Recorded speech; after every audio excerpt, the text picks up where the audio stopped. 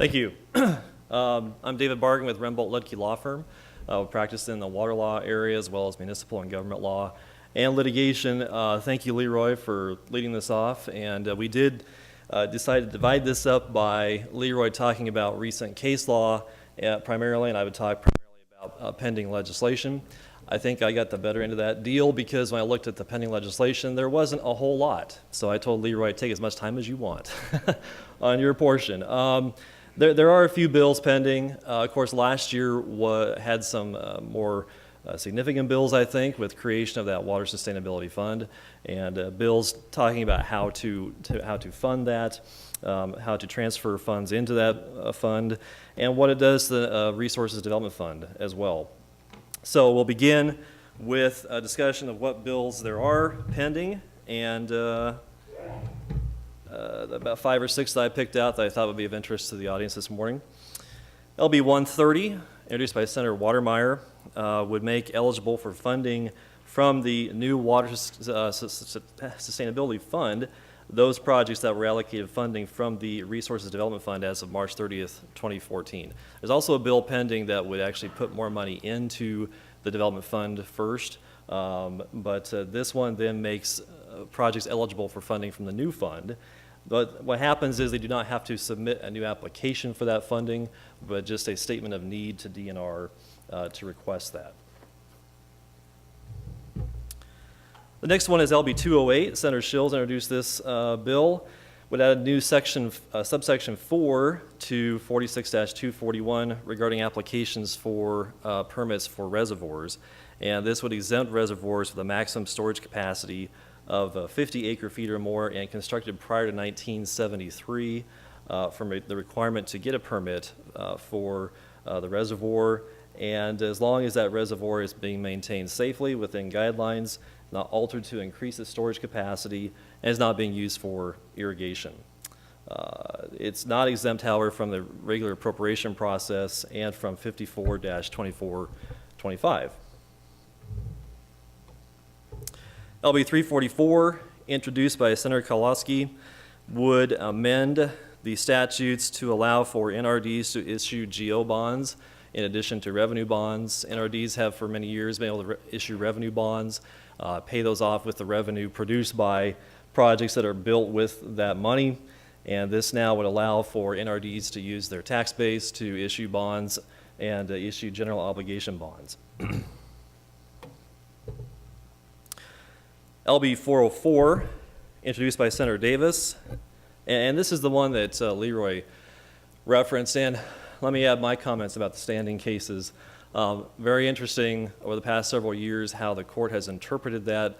In many ways, I think inconsistently, frankly, starting with a case involving Central Nebraska Public Power and Irrigation District, Frenchman-Cambridge Irrigation District, and those cases that followed those cases that really said entities who are essentially trustees, as the court put it, of water appropriations have a very difficult time establishing standing to challenge applications for appropriations.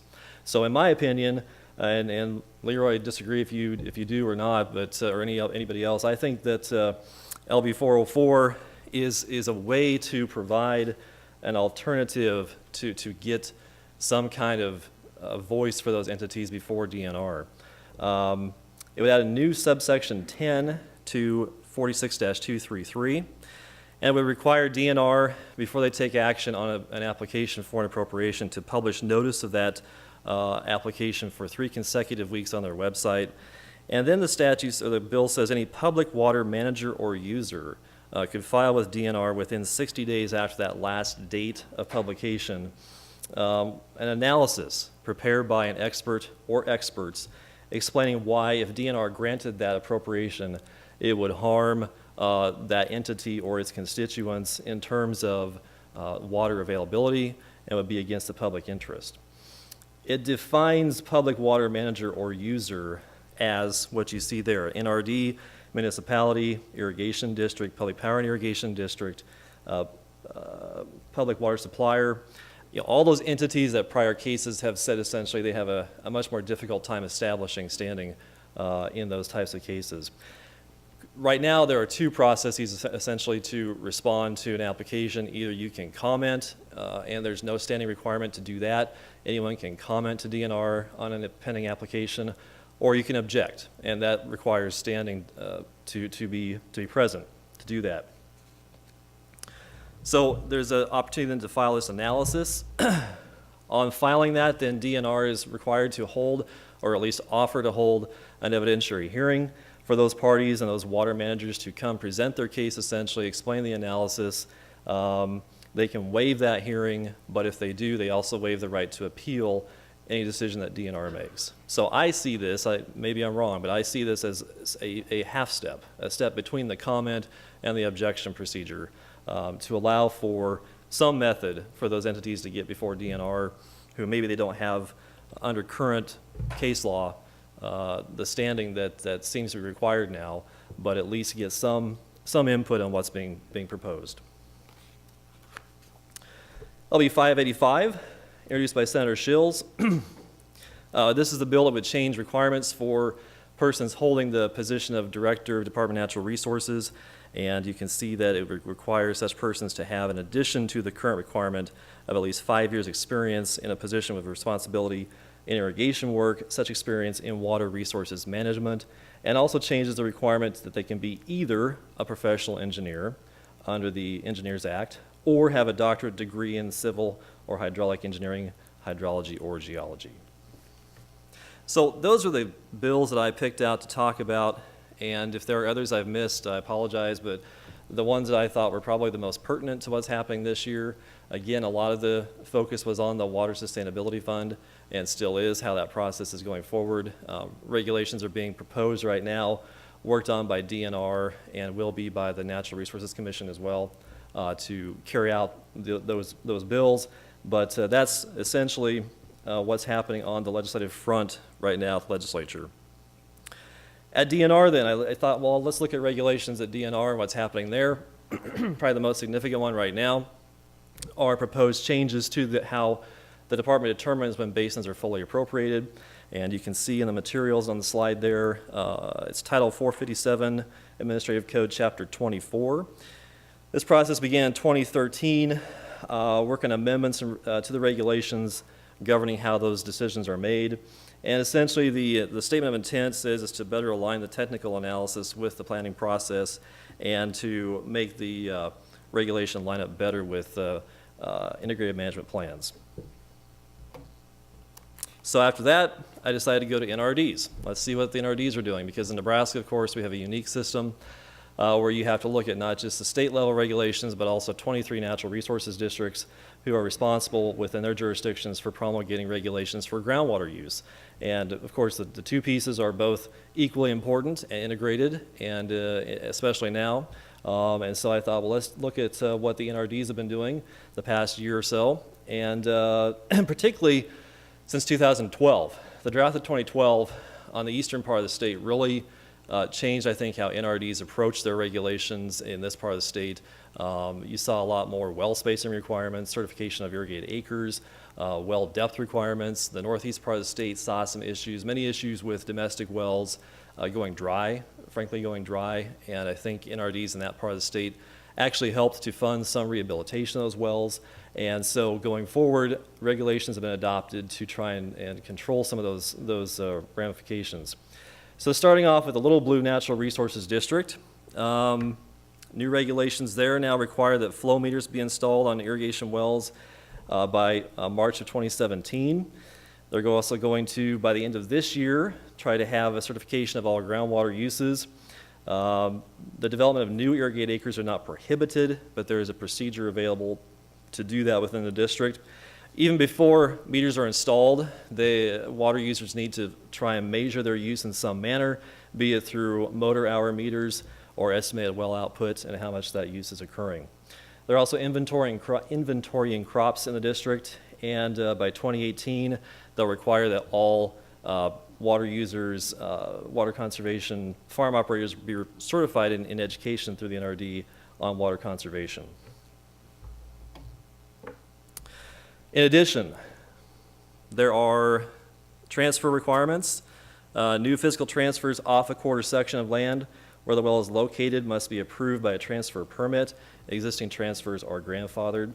They also did a study in 2011, a hydrogeologic study that looked at the district and tried to categorize different areas based on various factors that you see there on the slide, transmissivity, specific yield, saturated thickness of the sand, and then divided the district up into risk levels. As you see there, very low, low, moderate, high, and very high.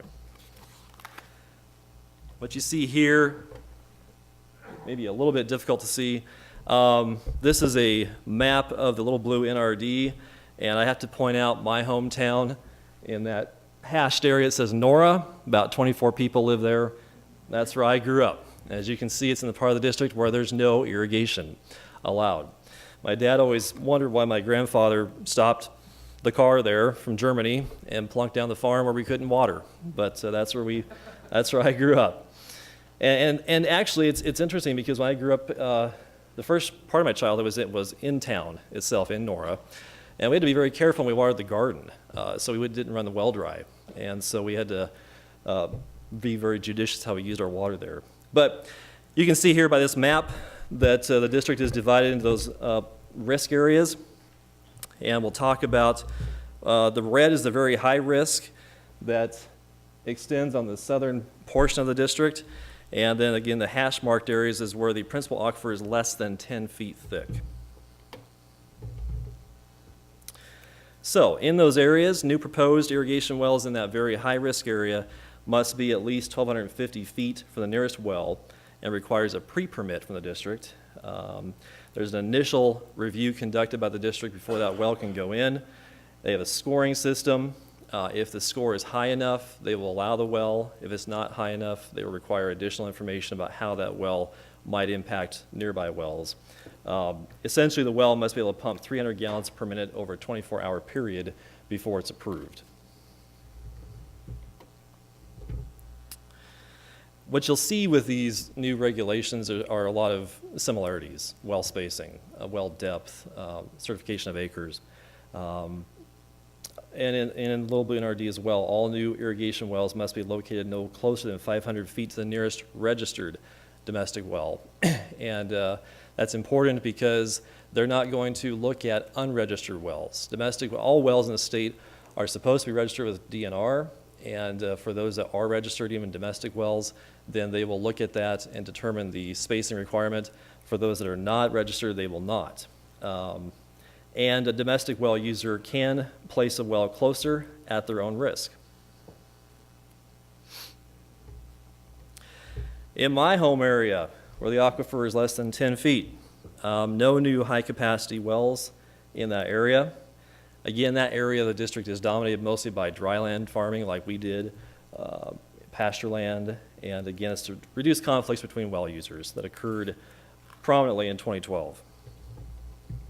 Another map of the district shows the stays, the moratorium on high-capacity wells. The red areas mark the areas that were effective in 2006 rather. The yellow areas are the areas effective May 12th, 2014. Moving on then to the lower Big Blue NRD. Again, similar requirements: 500-foot setback from domestic wells. Previously, there was no setback from domestic wells.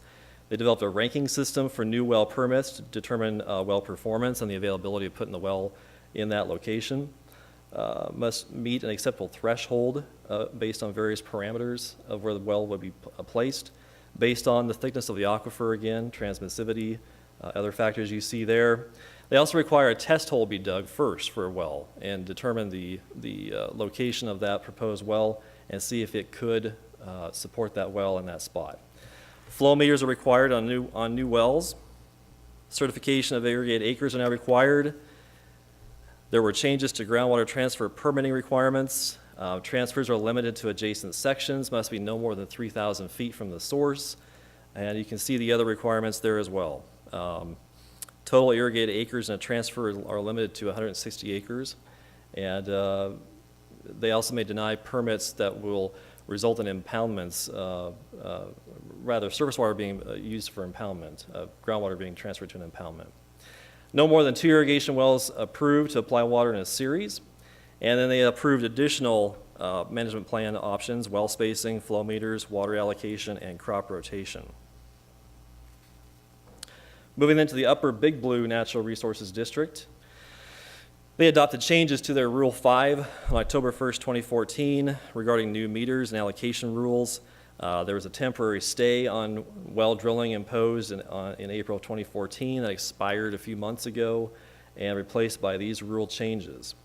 They have a triggering mechanism that triggers allocations in the district, and if that is met, then meters must be installed before withdrawing water in 2015. Flow meters are required on all irrigation wells by January 1st of 2016, so less than a year from now. They also instituted allocation periods beginning in the calendar year following when a trigger has occurred to cause the allocations. The first allocation period is 3 years and 30 inches per certified irrigated acre over that time. If a second allocation period is triggered, it will be 5 years and 45 inches per certified irrigated acre over that time. If allocations begin, there will be no new groundwater transfers allowed, and allocations apply to all groundwater users with a high capacity well, including municipalities. The little blue NRD excluded municipalities. The Upper Big Blue includes them with this formula. They get the same allocation per acre as ag users based on 1/3 of the municipality's area, plus 250 gallons per minute per capita per day. The Upper Big Blue also has a high-risk area and adopted rules for that. No new transfers of groundwater from a well in one section to land in another section. Again, you see well spacing requirements. They must be at least 2 miles from existing municipal wells, 1,250 feet between high-capacity wells, and also from any documented, again, domestic wells. In non-high-risk areas of the district, the well spacing requirements remained the same. As you see there, 1,000 feet from other high-capacity wells, and 1,000 feet also from wells of different ownership. Additional regulations in that district: well density: no more than 1 well can be constructed on a tract of 80 acres or less, and no more than 2 wells per 160 acres. Wells combined in any manner are considered to be 1 well. And then again, most of the districts instituted this new rule that the depth of domestic wells needs to be such that it will not or be less likely to be interfered with. I didn't see any specifics as to how that's implemented, but well drillers do have to certify that they've done that and drilled new domestic wells to such depths that it should not be a problem in the future. Lower Platte North, NRD. They have a couple of special quantity sub-areas in their district, the Butler-Saunders County Special, or SQS, and the Colfax-Platte County SQS. And they have a series of regulations taking effect in 2014, 15, and 16. In 2014, effective in both SQSs, landowners must notify the district before irrigating out of season. The mandatory acre certification rule requires that certification must be completed prior to commencement of irrigation. That was last year. And new or replacement domestic wells must be, again, constructed to a depth such that they will be less likely to be interfered with. Then effective this year for both, for the Butler-Saunders County SQS and next year for the Colfax-Platte County SQS, again, something that's consistent in most of these NRDs requiring mandatory education for land users, for irrigation users, and requires about a 1-hour training session and recertification every so many years. Well metering: meters are required now on all high-capacity wells by, in just a few weeks, May 1st of 2015. They also require that static water level measurements be taken twice a year, actually 3 times a year. Well, twice, I'm sorry. Between March 15th, April 15th, the first measurement, and again 15 days following the final irrigation day of that season, and that report then is due to the district by November 1st. They also have allocations, 3-year rolling allocations. They establish the allocation by December 15th of each calendar year, and that default is 9 acre inches per year per irrigated acre, or 27 inches over 3 years. Here's a map of the lower Platte North NRD, and you can see in those non-colored hashed areas, those are the special quantity sub-areas that we just discussed and those regulations that apply in those areas of that district. Lower Platte South then, NRD. New regulations in their, what they call the Dwight Valparaiso Brainerd Special Management Area, the DVB SMA. New regulations effective in 2014 that were in response to considerable in-season water declines during the drought of 2012. And information I got from the NRD said that in some areas of that district, they had drops of 120 feet in the aquifers. So very serious declines that they had to address. They've put together an advisory committee including irrigators, dryland farmers, livestock producers, domestic well users, businesses, and some villages to implement these regulations and consult in the process of putting those together. So no new irrigated acres beyond those certified by March 1st of last year. They also have allocations, 3-year allocations, and they do it a little bit differently. They have different allocations depending on the type of irrigation you use. For sprinkler pivot, there's 21 acre inches per acre, not to exceed a 9 acre inch annual. And for gravity, it's 30 acre inches per acre, not to exceed a 12 acre inch annual max. And then they also have penalties for if there is overuse in a year going forward, they can multiply those penalties against what you get to use in future years. They also require a certification program. By June 1st of this year, need to be certified if you're going to be irrigating and recertified every 4 years. New or replacement wells, again, well depth requirement. New or replacement wells must be drilled to a depth such that they're less likely to be affected. And that really was the issue in 2012 in that drought year, that wells were going dry.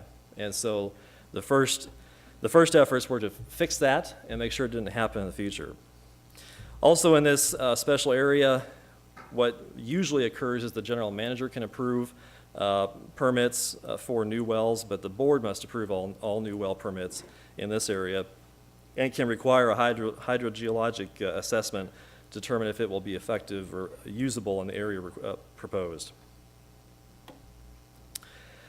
Another map, this shows that special management area in the Lower Platte South NRD where Lancaster, Saunders, and Butler County all tend to come together right there. That is the area we were talking about where those regulations apply. And that's all I have at this point. Again, I think in the case law, I agree with LeRoy. I think a really interesting and a major issue right now is that standing issue for entities that are responsible for managing water in the state. And I think we'll see how that plays out. We'll see how this bill plays out that maybe offers an alternative, one potential alternative to that issue. We see with these NRD regulations, we're in the middle, for the most part, of these new regulations taking effect. Well certification, well spacing rather, acre certification, well depth requirements. So many more regulations involved to try and not repeat the issues that occurred in 2012. So thank you, appreciate that. And yes, at this point,